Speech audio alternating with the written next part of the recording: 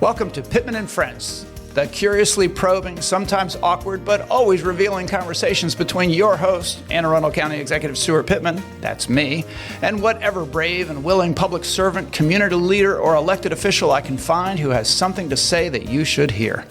This podcast is provided as a public service of Anne Arundel County, so don't expect me to get all partisan here. This is about the age-old art of government, of, by, and for the people.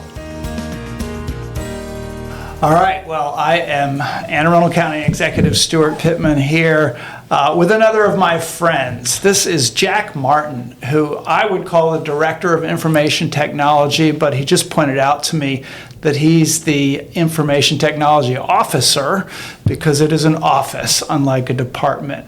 But he can explain that if he wants. Your question may be, why would I want to interview the guy who does all the IT work in the county? I mean, that's not the most exciting part of public policy in most people's minds, but there is a group of people out there who think this is the most exciting work that government does. And I know Jack is among them. I hope he's among them because he's in it all day long.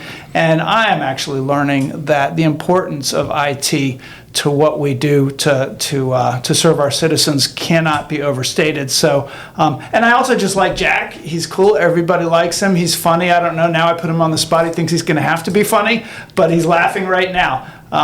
So let me start, Jack, and ask you, just give us, say hi, but go ahead and say hi first. Hi, I'm Jack Martin, Information Technology Officer. Information Technology Officer. All right, just tell us briefly what your department looks like, you know, what your mission is, the structure, how many staff, that kind of thing. Sure. So we have about 120 people in information technology. We have about 90 merit positions and 30 contractors, and we are everywhere that our customers are. So we try to be in all the main buildings in the county, serving where we need to be serving. And that's our mission. It's really to bring information technology services to all the departments that need it. We help the people who help the public. So that's what we do. We're a support agency, and we realize it. I think in during the 80s and 90s and even early 2000s, we had computers on most desktops, and people were putting their information into their productivity systems, but they still ended up printing these things out. They printed it out and then they put it in a filing cabinet. Maybe they would put it in a folder and send it to another department for further processing. Yep. And it's only now where we're really changing the way business works by, instead of putting it into the computer and then printing it out, it's going into the computer and then it's staying in a system where it's further processed by another department, or it's accessed by another department, or we're exposing it in a report to the public. This is where we really change business. This is how we make things more efficient.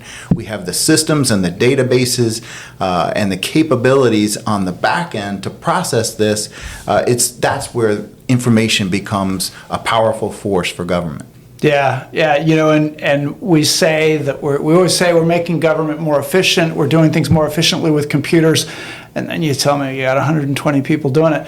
But I won't be the curmudgeon from South County, farm boy, who complains about the fact that we got 120 people doing it. We're going to hear from you why we have 120 people doing it in a minute, and the extent of the work, because it really is impressive. But just first, you've been at this a while. How'd you end up in this job? What brought you here? So, yes, I've been with the county about 20 years, 19 years as the deputy CIO. So I've worked for all 4 previous CIOs. I've seen, and learned a lot from them. But when the job came open and I was asked to serve as acting, I did that, and then I applied. Actually went through a regular application process and was appointed to the position. So that was just how long ago? That was just a year and a half ago. Almost a year and a half ago. So I am fairly new in this position. So there were 4 total, and you worked under all of them. What happened to all the 4?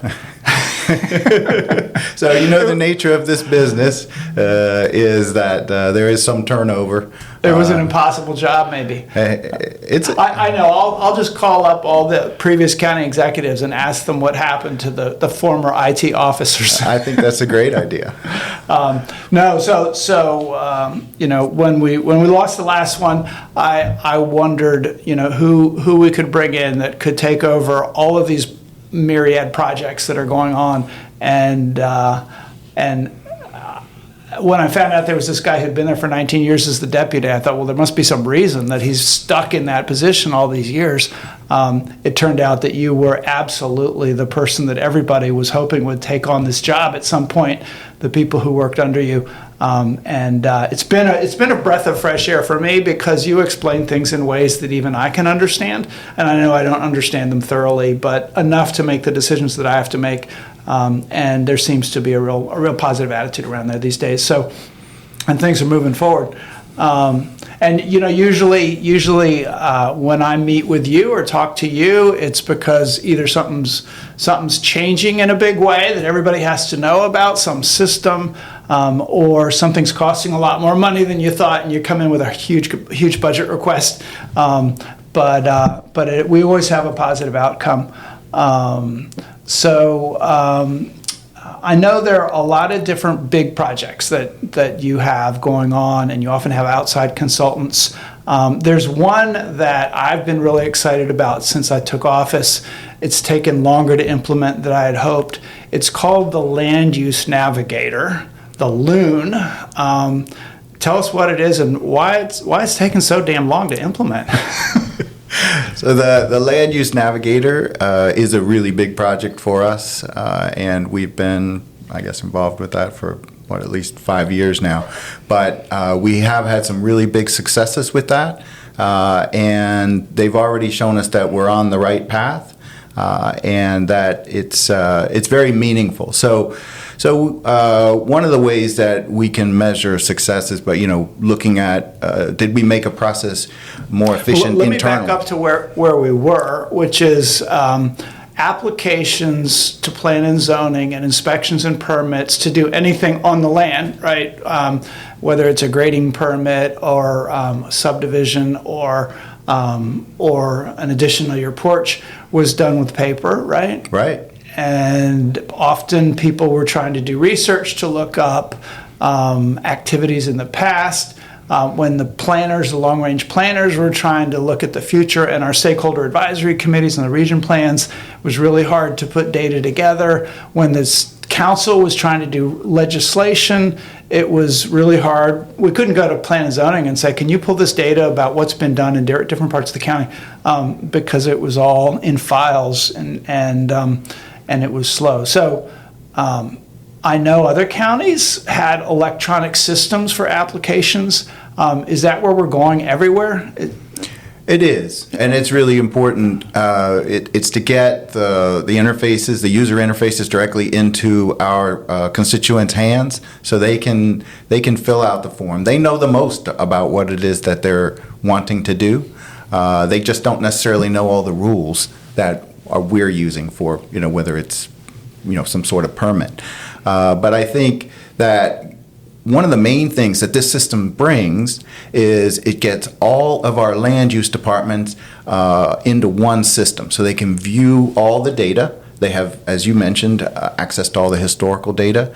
And one of the main benefits of this is that the citizens have access to the status of their permit. So they don't have to call and wait on hold for somebody to, for them to ask about their permit, have it be looked up. This is one of the benefits of these newer modern systems, is that they have direct access to the status of their permit. Another thing is... I will point out that not only do they have access to all of it, but major parts of it the neighbors have access to. And often neighbors want to know what's going on when they see the bulldozers show up, or they see that sign go up saying there's going to be a hearing about... and so there's an amazing amount of information available just to community groups and residents now Absolutely. Online. People want to know because they're invested as well, right? I mean, they're invested in where they live. Yeah. So it's important to them, and we understand that. And so that's one of the benefits. I think one of the other benefits is time. So we want to get people some of their time back, and we've seen that in the licensing area from this same system in allowing people, like a HVAC contractor. They don't have to do their license renewals in person anymore. They can do all that online, save that time. So if it's a couple hours that they're saving there, they don't have to drive in, get their license renewal or even their initial licensing. So there's time savings that we're talking about, access and transparency, and moving all the permit review and markup online. We'll get a really smooth workflow across our departments and have exchange of information and versioning back and forth with the permit applicants directly into the department, so they can know exactly when there's a comment. They'll have that comment on that aspect of the plan. And everybody can look at it. Yes. And I know, contractors, it was a mixed bag as we were implementing it, especially at inspections and permits, because it was new and people were figuring out how to use it, both staff and people on the outside. But one of the things that I kept saying, and I don't know whether it's worked this way or not, but for those who think that the county employees don't work efficiently, that somebody lost their something, that they're being mistreated, the dates and the information are all there for everybody to see. So I believe it holds the employees accountable to timelines, because everybody can look at when things were requested and when things went in and the progress. And now we're getting data as inspections and permits is finally getting to the point where they're fully staffed. They've had a staffing issue, and they've got this new system underway where we're starting to get calls congratulating us and thanking us for the efficiency of the work at inspections and permits. And that's really rewarding, coming from a place where I rarely got those calls before. They're probably one of the most complained about departments, because when you're building something, time is money.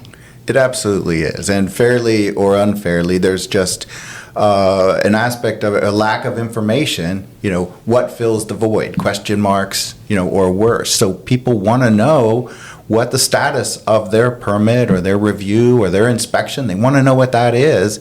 And this system can give them basically instant access to that status. And that is a real relief. There's no lost request or anything like that. It's all, like you pointed out, it's all out there for everyone to see.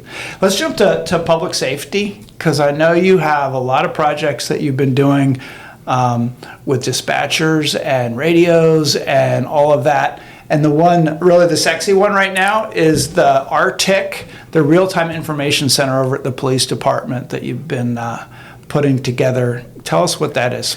So we are playing a small role with the RTIC project, but the RTIC project is a fantastic example of a department having a long-range vision for what they want to do and what they need to do it, and that is for the police department. They know that they're going to manage their forces, their people, with information. And the way to do that, they need to gather that information.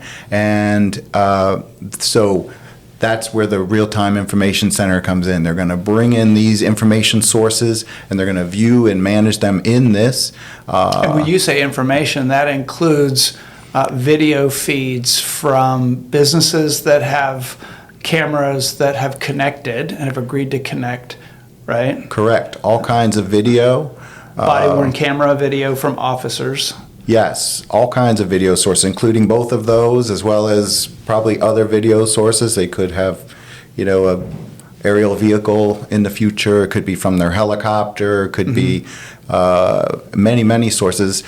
Plus our mapping data resources, right? Our rich GIS data and CAD information from the 911 CAD system will be in there as well. So.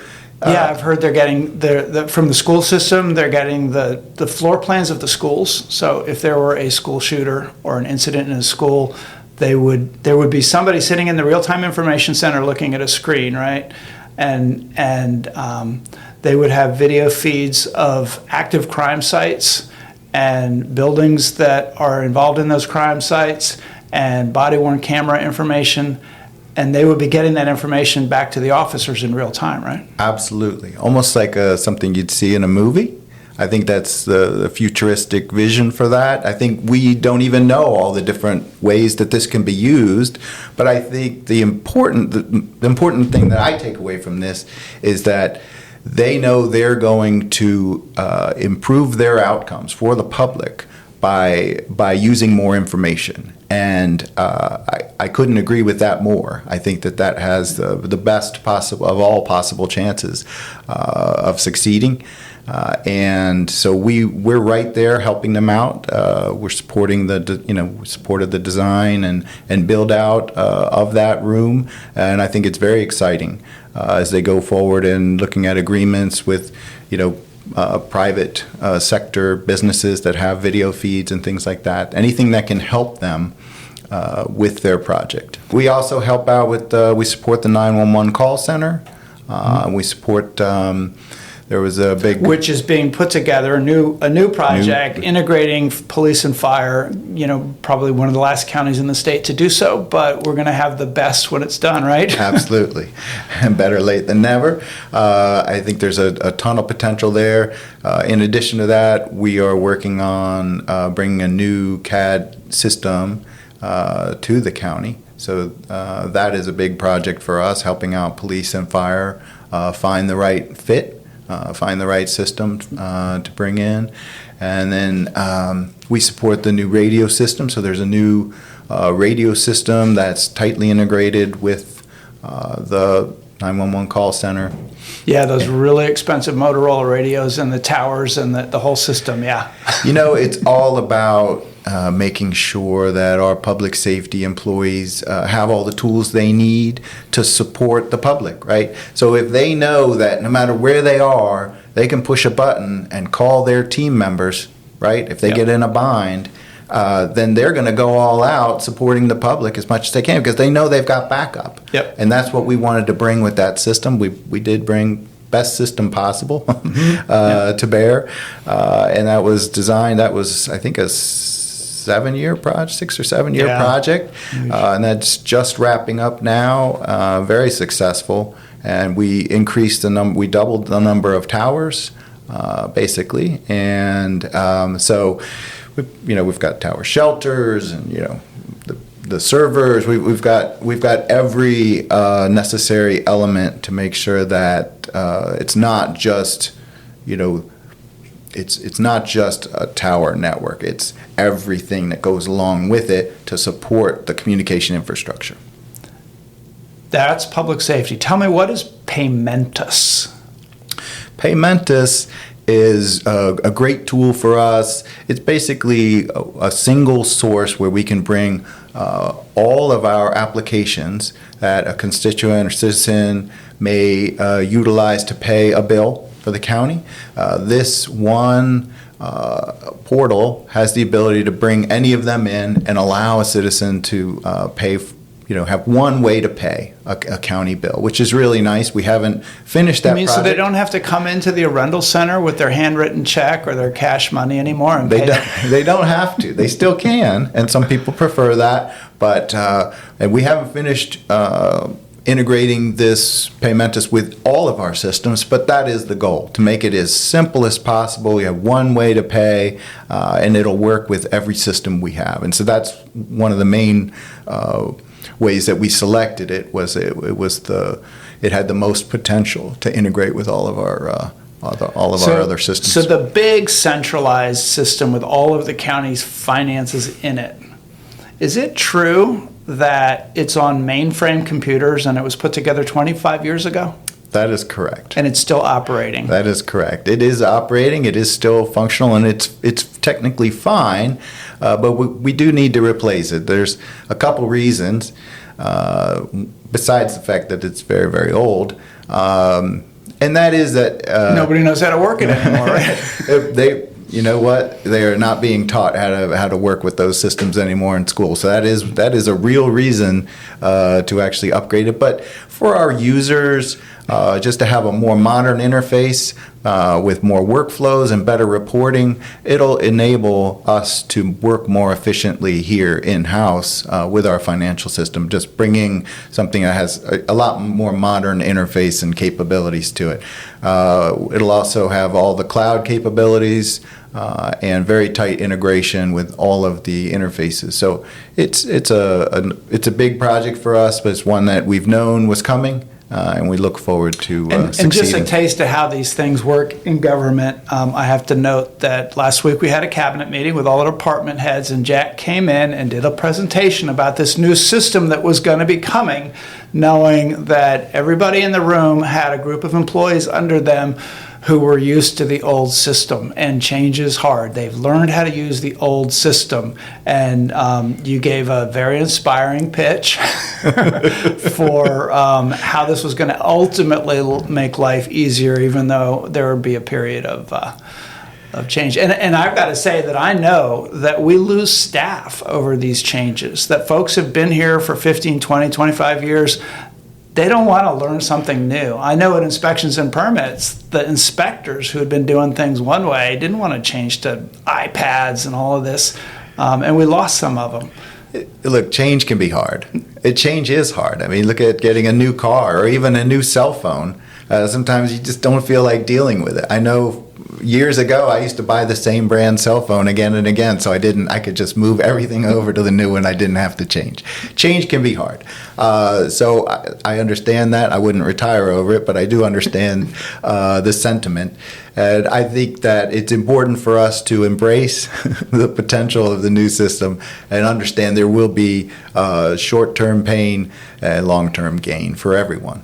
Yep. Yeah, and an old curmudgeon like me, I see these budget requests and what it costs to make the change, and there's always consultants involved and vendors that we all know are just trying to make money, but y'all are careful about that. I know you pinch the pennies where you can and get the best deal that you can. Right? We absolutely do. Managing money very carefully, because it's not our money. Is very important to us, and we take that very seriously. Yeah, I think there was a candidate for my job who put up signs all over the county saying, because it's your money. He's absolutely right. Wasn't enough to get him elected, though. Hopefully because we are paying attention to the money. We are. I cannot end an interview with an IT guy without asking the question that everybody always asks. So what about AI? Is like there going to be a time when we don't need to have a county executive and the machine will run the whole thing for us? What are we doing with AI in government? So AI is a great topic in IT, and I'm actually really glad that it's come up recently, not necessarily with its failures, but I'm glad that it's making people think. So AI capabilities are built into a lot of software that we use every day and already have been using for some number of years, like your spell checker or something like that, and whether it's Word or in Google Docs. But these capabilities are there, they've been there. It's just that, and there's nothing too scary about them. I think it's scary when it tries to tell me that it thinks what I know I was going to write, and then it finishes it for me, and it has a totally different meaning. But scary in a good way or a bad way?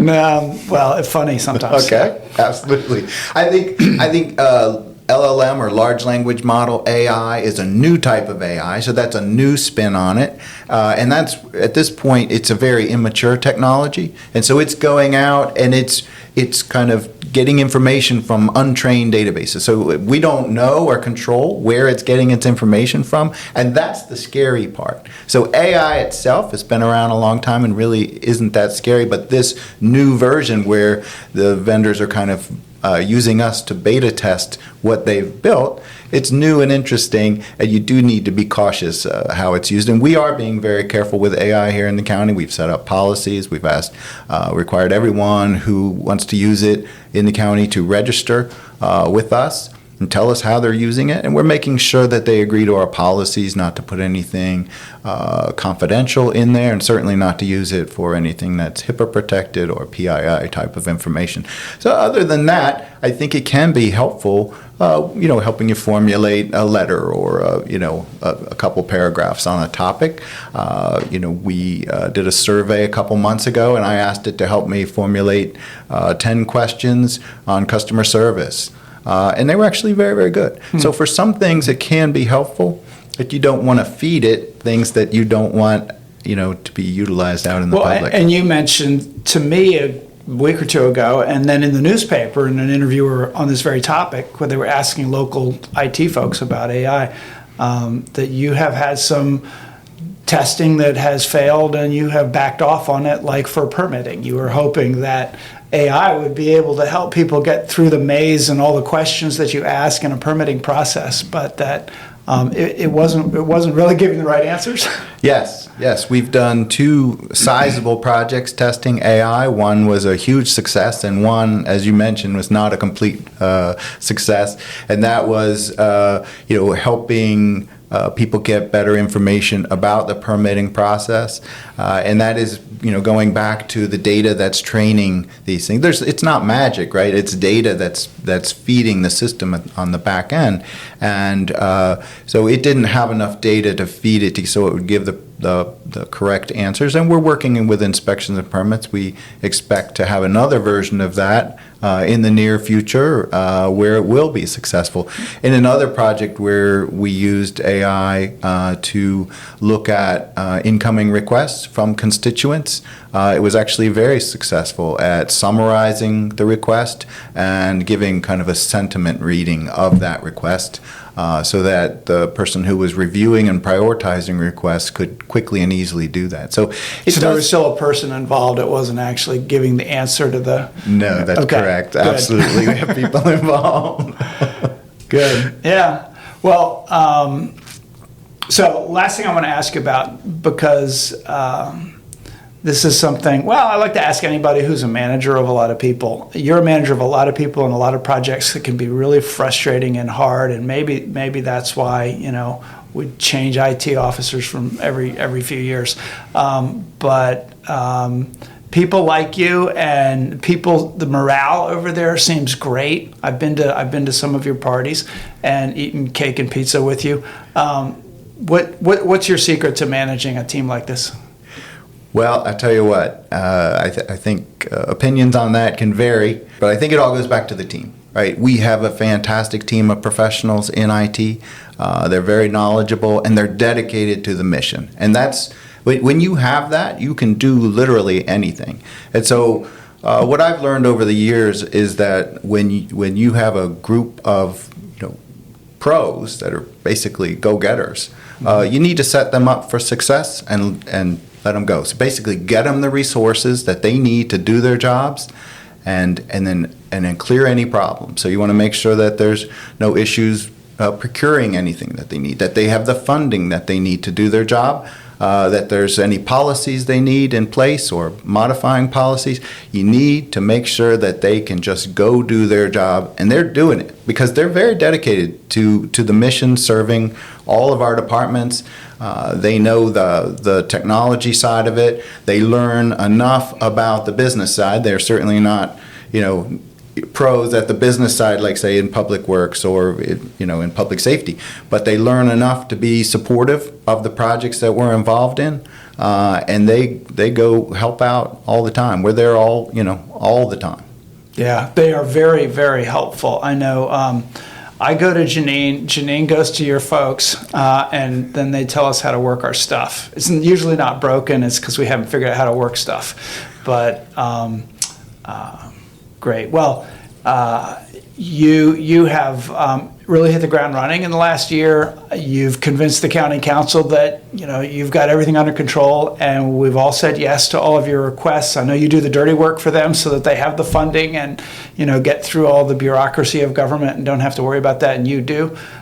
So thank you for your service, and hopefully, by the time at least I'm out of here, a lot of these projects will be wrapped up, won't they? Yes, they will. And there'll still be the others that are still going on. There will be new projects in their place, but yes, most of the projects we're talking about today are going to be wrapped up by then.